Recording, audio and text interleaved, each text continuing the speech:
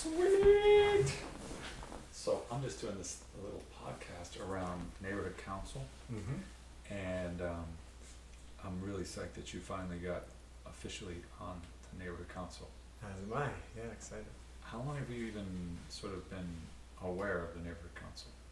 Well, I did a short previous stint with the Planning and Land Use Committee in 2020. So right in the aftermath of the pandemic. I think as a committee member, but not a board member, but okay. just a committee member. Had just finished my undergraduate studies at Cal State LA in the geography department. And yeah, obviously it was the pandemic and had a lot of free time and wanted to be more civically engaged. Yeah, so I joined the neighborhood council. I'm not sure exactly how I found out about them.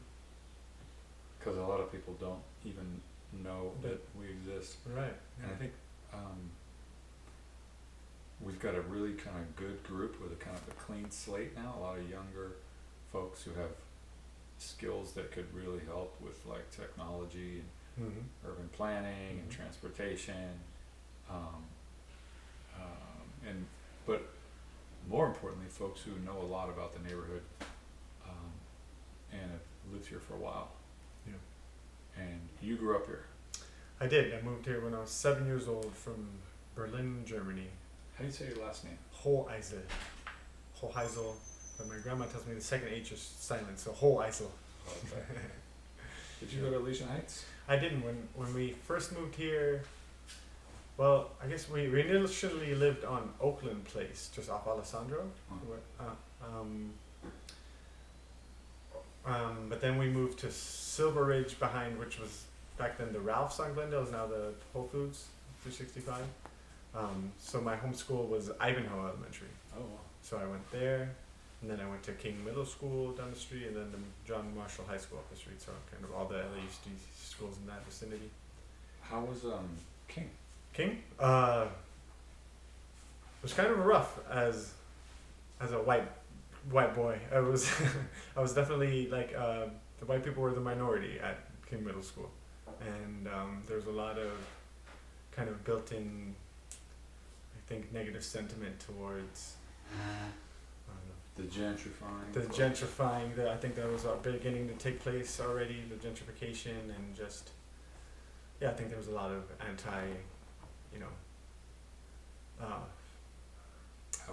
outsider sentiment. So I got picked on a lot, but it also, I don't know, I kind of then had a little identity crisis where I wanted to conform, be like everyone else, so I buzzed my head and wore Dickies and pro clubs like everyone else. And it's wild how it happens, man. It's like the what's it called? The complex. What's that complex? There's a famous name for it. Where you identify with the oppressor. So, right, yeah, exactly. I just wanted to fit in. But no, but ultimately I wouldn't change it for anything else. I really loved King, and I made great friends at King that I still I'm close with to this day. Was there a lot of skateboarding there? A lot of skateboarding. I started skateboarding at King. Started playing some basketball and whatnot. But also I think that Stockholm Syndrome, sorry. Stockholm Syndrome, there we go, yeah, that's what was happening. But yeah, also very interesting because it introduced me to kind of, like we were on this year-round track system that the schools were so overcrowded, so then I used to teach in LAUSD and I had these weird year-long track systems where I'd be teaching, Yeah, so super overcrowded, and then so there'd be 3 tracks, A, B, and C, all of them would take turns being on campus year-round, so then if you were A track had the most normal schedule. We just happened to have like a 2.5 month winter break on top of our 2.5 month summer break. Then if you're B track, your summer break was sometime in the middle of October or something. And then of course they did it by zip code. So then because LA's neighborhoods are so segregated, the tracks were super segregated. So then all the white kids from like the Silver Lake zip codes and stuff like that were on A track. Oh, wow. Then you had like East Hollywood and those areas on B track. Then you had the other areas on C track. So it was very segregated. There was even like race wars in the locker rooms. It was like Armenians versus Mexicans and stuff. And it definitely got pretty. It was definitely eye-opening to the realities of social conditions in the city at an early age, I think. And that's intense. And I do, I mean, my mom is always like, I wish I would never sent you there because I got bullied or whatever. But don't think I would have traded that experience for anything else. I think it gave me a really good perspective on what the world is really like, and I think Definitely a lot of my informs friends your that went, professional work. yeah, for sure, and a lot of my friends who went to private schools and stuff, I feel like they didn't really get Yeah. that experience. That happened to me in Boston, you know, several decades before.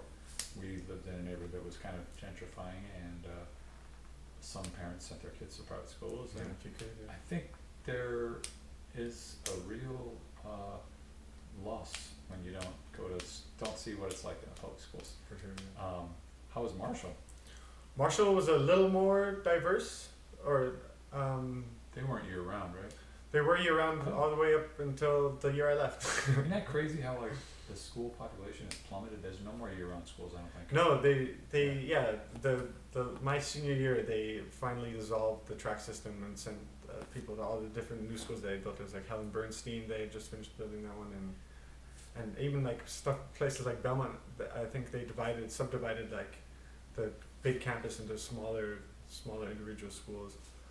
Yeah, I'm not sure if they just built a lot of new schools. I know they built number 9, they built Bernstein and stuff, and then kind of redistributed the year round. What's the one over behind where I always call it Lucy's, behind Alvarado and Sunset, that little. What's the name of that one again? We used to have our neighborhood council meetings there. Actually. Really? Yeah. And there's a senior center that was built as part of that. Mm-hmm. Yeah, that's one of those newer ones. Right? Yeah. Mm-hmm.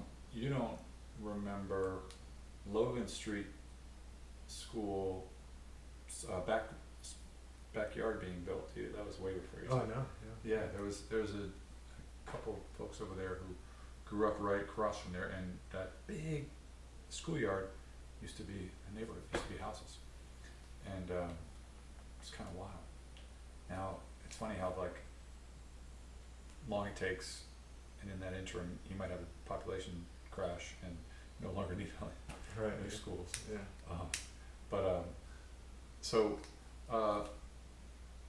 Did Marshall have any specific kind of like cool programs as far as like arts or academics that? I mean, Marshall's an interesting place. Yeah, for sure. Yeah, and I mean they did have a music program, and a lot of my friends who were musicians were actively taking music classes there and stuff like that. Yeah, but nothing that I was particularly tracked into or attracted to. No like film thing or anything like that. No strong film program or anything like that. No, nothing that really stood out, to be honest. It was just very standard high school education. Yeah. And then where'd you go to college? Then I went to Pasadena City College at first. I had no idea what I wanted to do straight out of high school.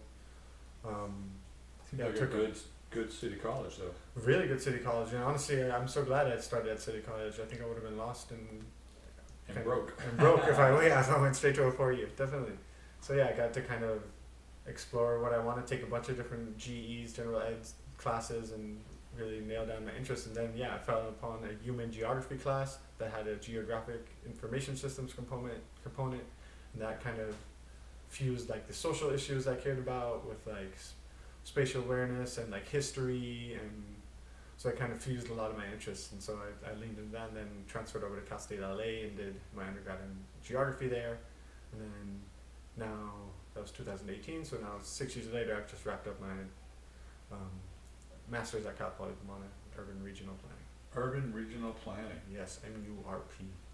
I'm really kind of fascinated with maps because there was a time when Garcetti was in office and just after he left where there was a lot of like open data stuff that they were trying to spread to the neighborhood councils and give you all these tools to make,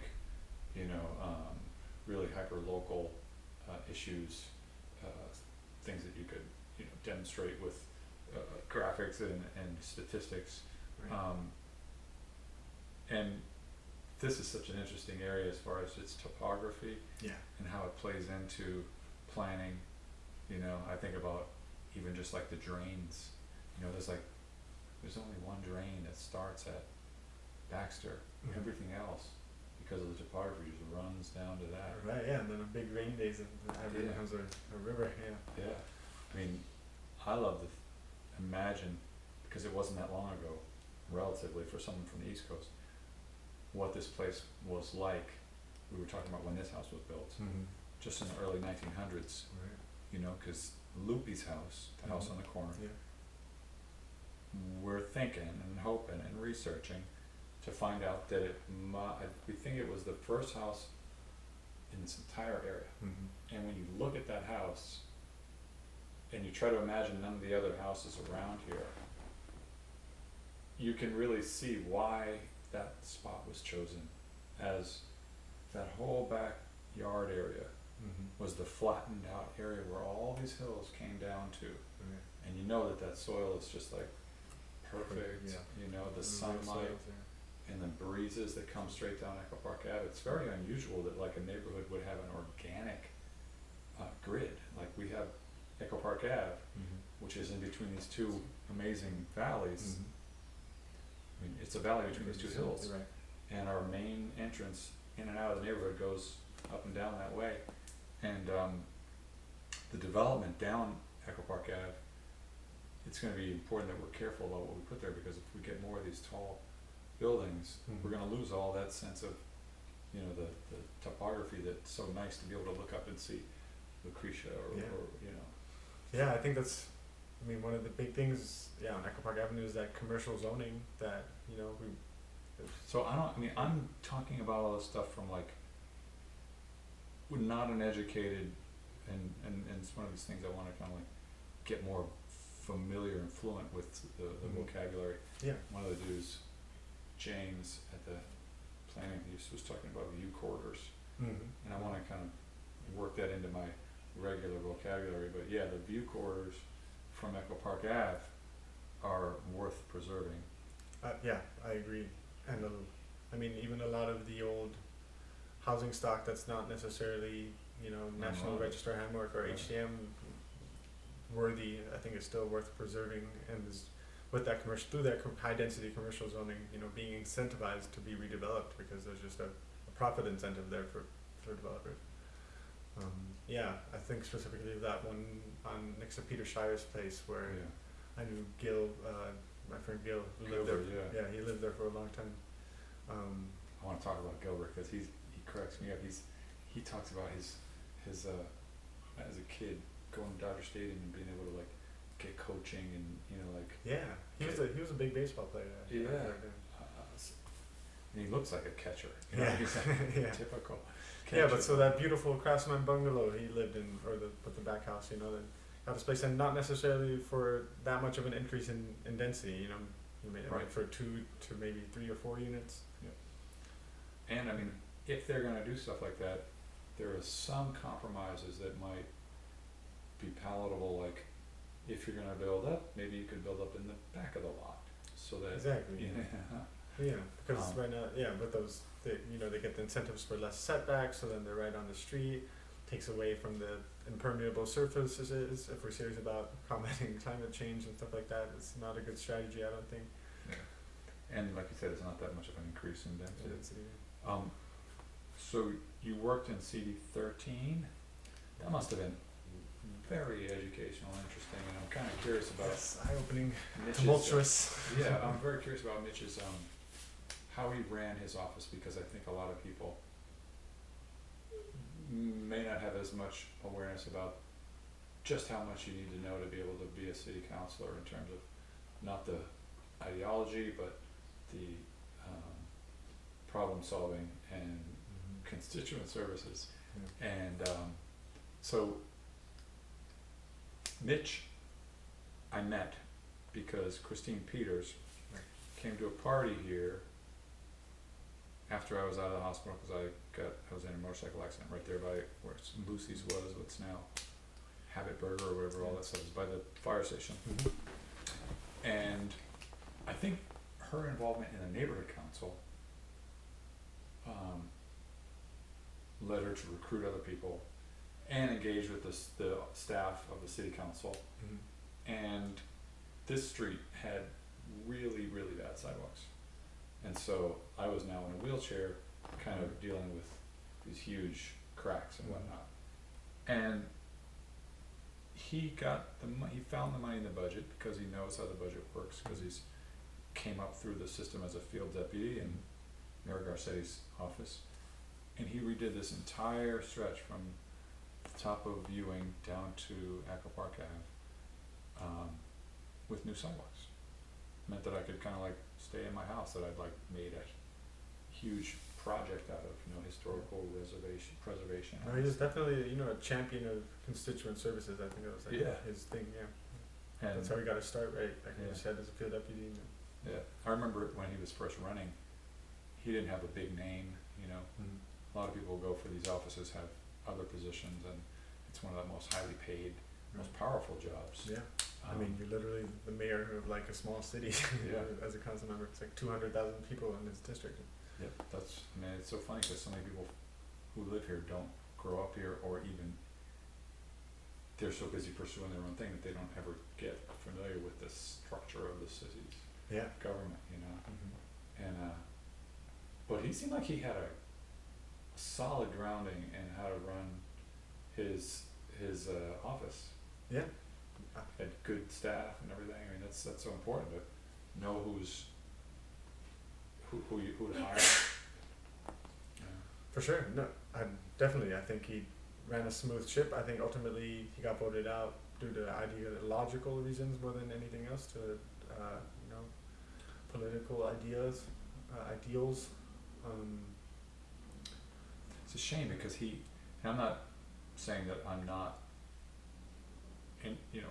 hopeful and wanting to work with Hugo, but one of the things that you have is these sort of loss of institutional memory, and folks who come into the job and they gotta hire a whole new staff and they gotta learn their whole thing, what I mean? It's like, well, I applied for my old job back actually at CD13, and I was very disappointed not even getting an interview, but I think it was ultimately because they wanted a clean slate. They didn't want any holdovers. But do you know who the planning deputy is there? the new planning deputy, Yeah. I was kind of peeved about it because they Didn't even hired, interview. didn't even interview me, who had done the position and grew up in the neighborhood, but then gave the job to USC grad from Denver. That's all I saw on his LinkedIn. Gotcha. But, Okay.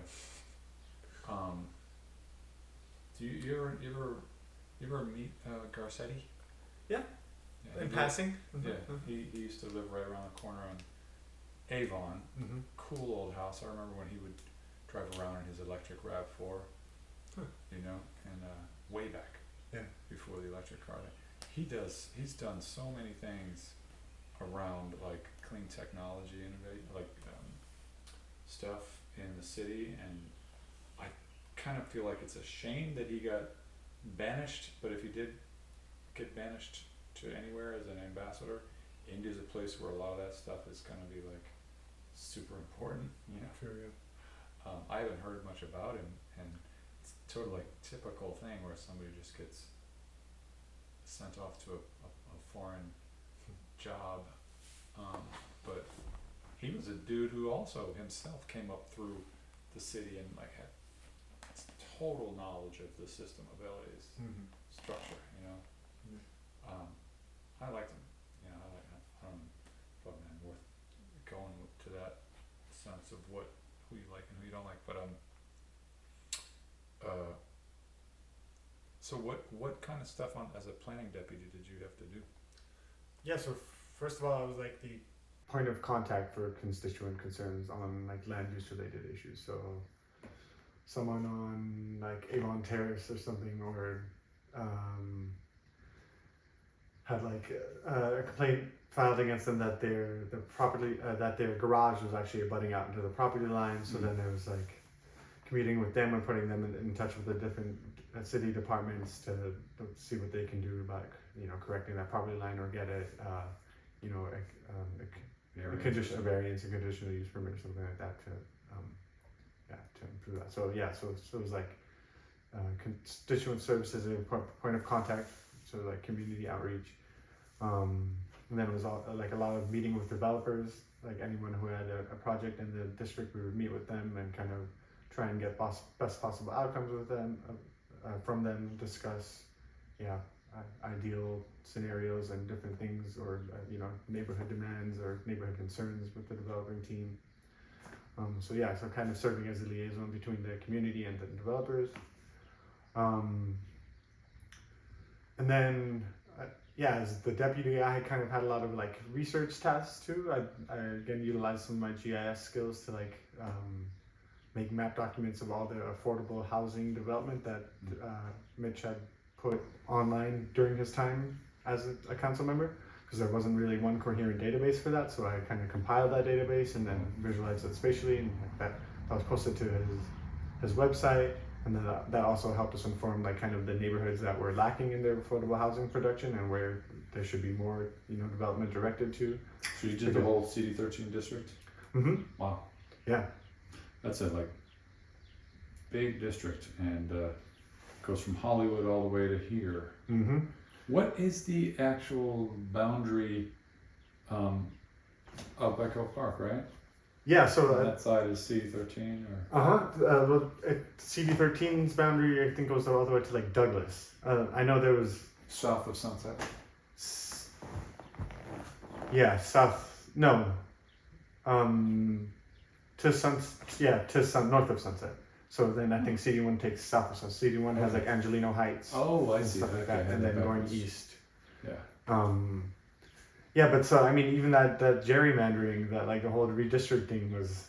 I mean, I was working as planning deputy during a redistricting year, and Wow. even that process was kind of, I mean, hard bit to go through. It was difficult to witness because it was, really you see the intricacies of these political games of these politicians vying for votes, and okay, so we have this and this amount of renters in this neighborhood, but we need, we're thinking we're the public safety candidate and the blah blah blah, so we need to reach these more affluent voters in this neighborhood, so we need to redistrict our lines so we can reach these voters and stuff. And so then it becomes this like dirty game where people are vying for voters and then seeing people no longer as constituents but as numbers, and so that was eye-opening as well. But yeah, so the district lines are so arbitrary, wacky. Yeah, so like CD1 even like it goes to like MacArthur Park, but then it stretches all the way over into like almost Koreatown to like Vermont and stuff. And then like in Echo Park, which is a neighborhood, a real neighborhood, is split in half. Split, exactly. Yeah, and actually during that redistricting process, I gave comment on to the district hearings, and I advocated for like all the Elysian Hills, even Elysian Valley and stuff, to be incorporated into one council district. But, yeah. Well, there may be a whole. But then there's also like the Dodgers and like just the Dodgers themselves are such a presence that like CD13 didn't even want to keep pushing over into that because they didn't want to take on the responsibility of the Dodgers, and it's like so there's all these different things you have to consider. So the I'm gonna just jump around because things remind me of other things, but do you know about this Chavez Ravine bill? The bill, yeah, I'm vaguely familiar with it. It's not formulated. It's kind of like to form a committee to investigate what options. Just initial discussion around reparations for the displaced descendants of Chavez Ravine. Yeah, I mean, obviously what happened at Chavez Ravine is such a travesty, and even now, every time I pass by and just see like that giant parking lot wasting so much space up there, and thinking about the community that's like buried under there, literally buried under there. It's sad, but and there's a lot of parks that, like where I'm from in Boston, there's no parking lot around Fenway Park. Exactly. Yeah. You know what I mean? Here we've got this public transit to support. We're getting that. Yeah. Here we've got this like the parking lot dwarfs the stadium itself. itself. Yeah, you can fit I think 5 Dodger stadiums in the Dodger Stadium parking lot. Yeah. It's pretty amazing. And it's really surprising that we don't get any of that sort of commerce that you would get if people were, walking through Sunset to get to the park. Mm-hmm. Sometimes the bars get a little bit busy after a game, but in Boston you should see the neighborhood around Fenway. It's like there's a lot of businesses that are really thriving, and if you're going to have that there, you need to support that local economy. No, it's thing. I mean, if you think about it, even back then, like Chavez Ravine was, people were kicked out of their house with the promise that they were going to build public housing up there. never happened. Then I think we moved to this like hyper privatization where now it's like even a Legion Park, which is like in itself a public good, a public space, is not really accessible unless you have a car or have some type of means to get there. There's no bus line that goes there, and I think that's also by design, with in part by the Dodgers, because you don't want the homeless or poor lower income folks hanging out in the park, sleeping in the park, things like that. So it's just sad because we have such like great and massive inequality. We can't have like these basic social systems that like should be just like basic sort of services, like a bus that goes to the park or. I know. Yeah. I know. You made a project in your graduate program about the streetscape from Vince Scully headed east towards downtown, and that's an area that's I think of as like potentially a new hopeful place where we can actually do some of the things we all talk about wanting to do, like create housing, dense housing, public transit, street life, you know, biking infrastructure, and what were some of the, what did you have to do to make that project? So I mean, it was obviously just an academic project, so you know, everything was hypothetical, but so that strip, I mean, it's such a interesting transitionary stretch from where you kind of go from Echo Park towards Chinatown, towards downtown, and historically, you know, it was dominated by car-centric uses. You had the tire shops, auto body shops, the car washes, you know, all these auto-centric uses on that block. But then, you know, the initial development, like that in the 1920s, the staircase bungalow court that I lived in was completely transit oriented because it was revolved around the red car. So back then in like the 20s when they were building those, the car ownership wasn't that high. Most people were riding the rails system. So you didn't have any minimum parking requirements, things like that. So no parking on the Star Share. So all those old bungalow courts, all those apartment buildings that were built in that era, like are very public transit oriented and very walkable and things like that. So funny. And like have retail on the ground floor and things like that. Yeah. And like now these new developments that you're seeing coming in, they're high density, and they're getting the high density through these transit oriented communities incentives that the city is handing out to developers to include like 10% affordable housing units in their developments. If you do that, we'll give you additional density. You can build bigger. And then you get some mixed income housing, which is also, you know, good. I think it should be way more than 10% personally. But now the problem is that because we have such a car-centric culture, there's no, in these TOC areas, there's no, you know, minimum parking requirements, but because the community demands it, the developers end up giving almost one-to-one parking in all these developments anyways. And then parking is one of the most expensive parts of the development, especially if you're going subterranean, you have to dig. So then, you know, that gets translated into the cost of the housing, the rent, the unit price. So it affects everything, And then they don't even have that ground floor retail. And then most of the time they don't have the ground floor retail because it's also expensive. And then it's hard to find long-term tenants. If you see the retail economy around Echo Park, it's really hard to stay in business. The retail economy, I gotta use that one too, because I've been noticing. We took a trip on the bus all the way to Santa Monica, and there's so many for lease places, all the way through Hollywood. Right, obviously exacerbated by everything moving online too, but we've got a bike shop right over there by Canyon Coffee that's struggling because people will come in there and browse and then buy whatever they figure out they want online. Online? Range Fantasy? Yeah, I go there all the time. I love supporting them. It's mine. They help me out with my wheelchair, man. Oh, awesome. So tons of like things to get into, but y'all had to propose several options in that streetscape. Different sidewalk widths, different bus lane options, different bike stuff. What did you kind of learn, or what do you think would be, I know it's just an academic exercise, but what would you like to see? I just wanted to throw this in. That's what I was. Yeah, going yeah.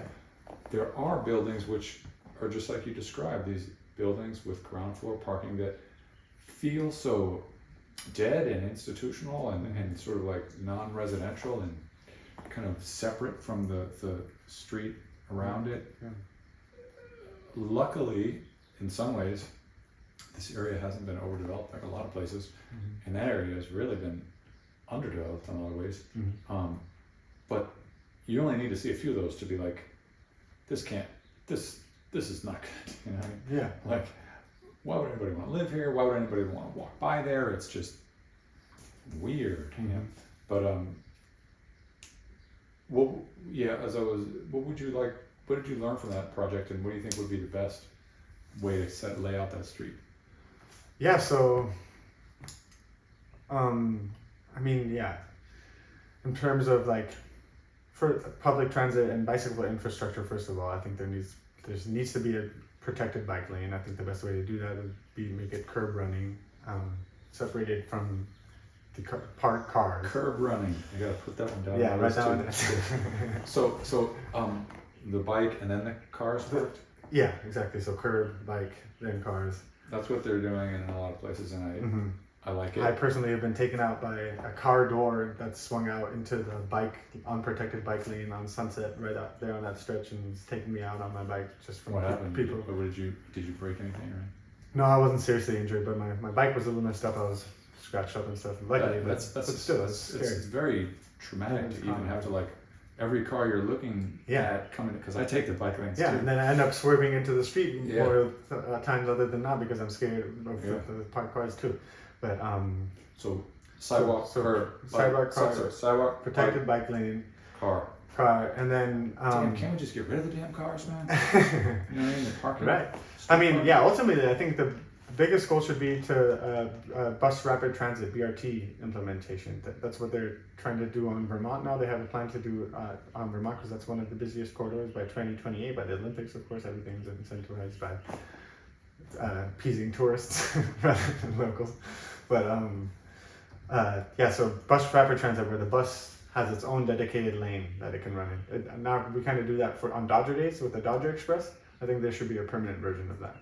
Yeah, and then that could double also as a bike lane. So and so there's a protected space for public transit and for non-motorized vehicles. I got a guy coming through who's made a scooter that has kind of like my wheelchair, the gyroscopic thing where it leans.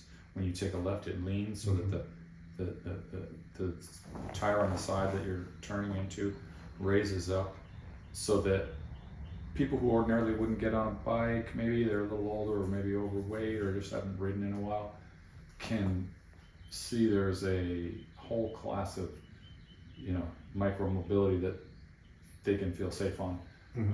It's kind of trippy how a lot of them don't have any, like the scooters and stuff, they don't wear helmets or any of that. It's kind of something I'm fascinated with because motorcycle gear could really save a lot of people major injuries. But so bus rapid transit lanes, and the one thing that I think that makes that doable here, not only is that it would create so much street life that we wouldn't have to like undo all this stuff and try and build, we could just build it from scratch, is there are parallel alternatives for traffic, for car traffic. I mean, like Temple and Beverly and Pico and all these other places. It's not like we need that, that space, and it could be this gem, this whole new area of the city, but in a different style of life and travel and walking and totally. And retail, like. Yeah, I think it's going to take a cultural sea change, and that cultural sea change needs to be initiated by the built environment. And I think you can get. I think I'm imagining like the red car rail infrastructure we had, but on wheels for going down the middle of Sunset Boulevard, both lanes, with loading. Docks in the middle of the street and things like that old picture, that historic photo of the red cars you shared. But I mean those might be like kind of too radical of proposed changes. I know even for the Vermont BRT, they didn't they weren't even considering like a center running BRT. They wanted it still on the like outermost lanes because they would have to reinvest in buses that had doors on the opposite side if they wanted to do it with center running. So it's like little compromises like that that make like those more ambitious things like less feasible. But yeah. Have you had to go around to other cities and sort of, or even just research other cities and their public transit and how they're innovating and doing stuff? And what are some of the cool? Yeah, sure. Like BRT in particular came like really proliferated in Colombia, and Bogota was like one of the first cities to really mandate that on like its main transportation corridor, and it's been like extremely successful over there. And my friend David Summers just came from a trip to Bogota. He works at the LADOT, and he's also a kind of a forward-looking, transportation-oriented guy. Another one, since we're talking about South and Central America, is the gondola. Yeah, right. They use that in Colombia. Yeah, I think the discussion around the gondola has been suboptimal in terms of just knowing what is proposed, really specifically what the proposals are, because I've not been able to really go back and see how directly over people's houses the path is, or even how the California State Historic Park would be affected by a gondola thing. I mean, obviously it's going to be, I mean, it's in some places it works great, you know, and can create all these, you know, areas that have been empty and becoming, you know, like cool, thriving housing and all this kind of stuff. Yeah. I mean, ultimately, I just don't think it's that wouldn't be the most efficient investment, even if what's the Dodger guy's name, McCourt, if he claims that it's going to not fall on taxpayers, that's all going to be privately funded. I think ultimately some aspect of that will fall on the taxpayers. It's crazy that it also doesn't connect to Sunset. Yeah, exactly. And I think we should be investing in much more regional, much more efficient, larger scale transit alternatives. I mean, even something like BRT would be cheaper to implement than a gondola like that, and I think would carry much more people, not just Dodger fans, be much more efficient.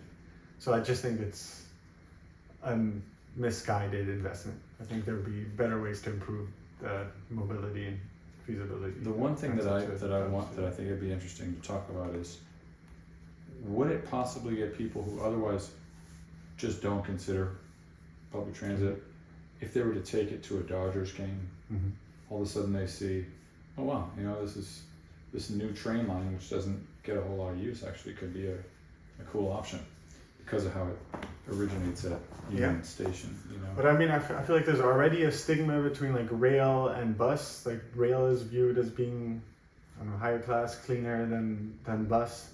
I took the Gold Line for the first time to South Pasadena, and it was awesome. It was like smooth and. But I think like something like a gondola would only maybe add to that stigma of the bus still being for the lowest classes and things like that. And then how when there isn't Dodger days, how is that gondola being utilized, and what's and it's got this hard infrastructure that's just there even when it's not being used. And then the background discussions around it are that McCourt ultimately has ambitions of, you know, redeveloping or building a lot of things on that Dodger Stadium site, which goes back to what we were talking about in the beginning. I mean, obviously, I think that site is being underutilized and probably should build more than just a stadium up there. But I think that the type of development that McCourt is aiming to put up there and that gondola will be serving is probably not most beneficial to the surrounding communities. Huge gap of affordable housing we need. Exactly, not the public housing that was promised up there initially. Anyway. That whole story is so amazing. Did you ever read that book, Stealing Home? No, I watched a couple of documentaries on Chavez Ravine, but I should read that one too. The folks who are organized the Buried Under the Blue. Yeah, I follow them. Yeah, Yeah, they owned that house, the family. the Arechiga family. Yeah. Mm-hmm. Yeah, there's that famous picture of her being pulled out of their house. Yeah, so wild that it was a done deal, and then the sort of powerful, rich, LA, Right. Real estate interests were successful Mm-hmm. at creating that. Kind of in combination with like the Red Scare and Right. McCarthyism and all that, Yeah. anti-public anything, anti-social anything. Yeah. Yeah, and it seems like today we have like a clamoring for that, but also kind of a more conservative reactive direction to that too, where it's like, oh, socialism, communism is Yeah. bad, and public housing bad, and my taxes shouldn't have to fund the homeless, and Yeah. it's still a common sentiment. It's just wild that right in that surrounding area where public housing was proposed, it's so expensive. Right. It's such a impossibility to find a reasonable living arrangement. What do you think the neighborhood council could do? Like, and I just mean sort of in general to get folks. I kind of feel like, and it's funny because tonight's the debate. Right. I kind of feel like there are people who want to see local government demonstrate functionality and maybe a little bit of influence, a little bit of like increased uptick in engagement. We've got such a issue in LA where people don't vote. Yeah. Right. Have you what have you seen on the neighborhood council that seemed like it was kind of encouraging? Because I've been on there when it was really highly functional, and other times when it sort of had struggles. Yeah, well, I mean, said when I was at CD13, I feel like they had just completely ignored the neighborhood council because there was political ideologies or whatever had played, or people on the board that were hostile towards it. So then they just started being completely ignored altogether, which is that completely destroys the point of the neighborhood council. But ultimately, I think I would love to see the neighborhood council be like more proactive in things rather than just like weighing in and like I think what Mansour said to me too on my interview was very profound. Had me kind of thinking of when I was applying to be on the board, because he was saying like beyond just like saying voting yes or no to support buy right projects that are probably going to go through anyway. Yeah. What do you think we can do? And I think it's about getting the community more engaged in the planning process before those plans are already made and arrive at our table to vote yes or no on. Helping the community be active in actually like creating the plans and giving input into the creation of the plans, because I think most working people especially don't have time to be civically engaged, don't have the energy or view it as something that they're not invited to or can be a part of, or don't so just getting people more involved and civically engaged, I think, should be a big role of the neighborhood council. It's so hard to make like plans for an area like this, which has so much of a range of topography. Right. These hills have a whole different demographic, but also like issues around infrastructure. Or because our district goes all the way down to Beverly, and that's a little different. It's still kind of hilly down there. Yeah, true. But for example, just this hyper-local District 1 area, we have, and I feel like there's people, including like Andrew Garston, who are really familiar with how a house on a hill has got a different set of considerations than a house that's on Echo Park Ave. Totally. And a house that's up Echo Park Ave has a different set of issues as a house down you know, maybe below Scott or whatever. It'd be great to do some sort of mapping and examples of like things that you would ask developers to think about on the front end, like that place right next to Petershire. That's an example of something that we want. There's another place on Avon. I don't know if you're familiar with it. It's, you know, Avon right here. There's Avon, and then there's Valentine, and then there's Princeton. And someone did that thing where they built all the way out to the property line in the middle of the block, straight up, and where you used to be able to walk on Avon and see the other hill, the other streets and the houses on those streets above you. Now almost anywhere along that street, that view is blocked because of how they didn't have any sensitivity to their, you know, surroundings. Yeah.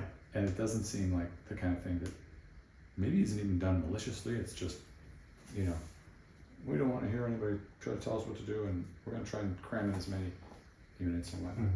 What about the small lot subdivision? Is that seems like a funny one that's tries to I think limit the how much you can stuff into a, you know. Yeah, in theory. residential area.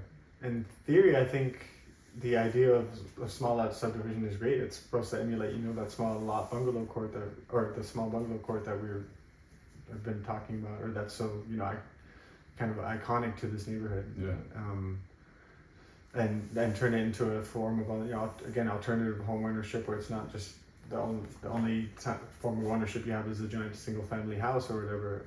You know, kind of more communal form of land ownership again. But I think the way it's being utilized is now it's just targeting those bungalow courtyards that are existing affordable housing, removing them, and then replacing them with market rate, really, you know, these cold, lifeless kind of townhouses, that are maxing out the lot space, they're taking away the impermeable surfaces, the view corridors, and all these things. And and I don't know why they tend to always have this generic, horrible, cold architecture. These, you know, everything from the materials to the design, and not a lot of, you know, open public-facing space. The great thing about that bungalow courtyard I live in, that central staircase, was like everyone was always hanging out on that staircase. It was like a meeting ground, a communal meeting space.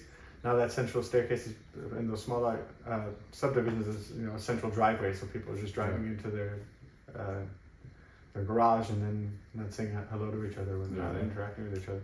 So I think the small lots are a good idea that are being misutilized, and like the transit oriented course, just like the TOC. I mean, everything that you try to do, people are going to try to work it to their, you know, desired outcomes and maximize obviously what they. But when I was an intern at first at CD13, when I was still an undergrad, we had a big community discussion where we invited people like Andrew Goss from the EPIA and a bunch of people to give input on how to reform the small lot, and maybe like add some design guidelines and. Was the small lot, did that come out of CD13? I'm not sure. It might have. Or is that maybe just the planning department initiative? Well, we got so many more things to follow up on, and I'm glad we got a chance to do this. So let's do it again sometime. For sure. And we'll get people to meet their neighborhood council reps. Yeah. Cool.